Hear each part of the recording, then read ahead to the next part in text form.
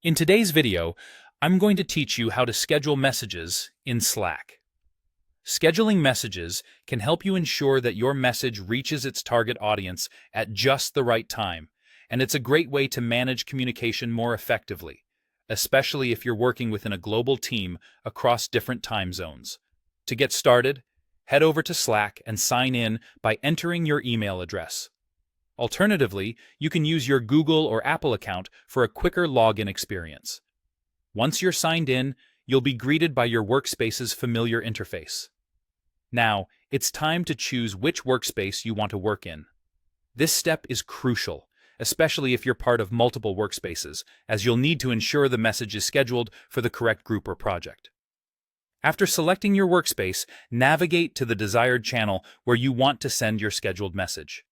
Finding the right channel is important because it ensures that your message reaches the intended group of people.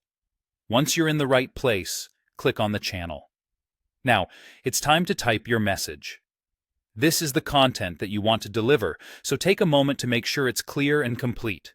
Keep in mind the tone and professionalism suitable for your colleagues, and don't forget to add any relevant files or links. Once you've written your message, take notice of the small arrow down symbol next to the send button. This is your gateway to scheduling messages. Click on this symbol to reveal the scheduling options. You'll see a list of readily available times, or if these don't suit your needs, you can select a custom time. The custom time option allows you to precisely choose both the date and the time you want your message to be sent. After you've picked the ideal time, simply click on Schedule Message to finalize your choice. But wait, let's ensure everything is just right. Below the Huddles option on your sidebar, click on Drafts and Sent. This is where you can manage your scheduled messages.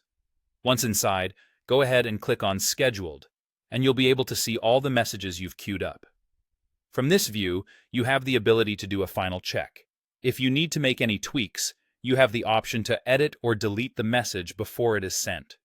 This flexibility is quite handy, just in case you need to update the content or cancel it altogether. There you have it. You've successfully learned how to schedule a message in Slack.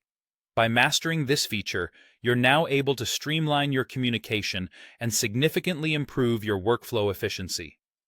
Thanks for watching, and be sure to let us know if you have any questions in the comments below.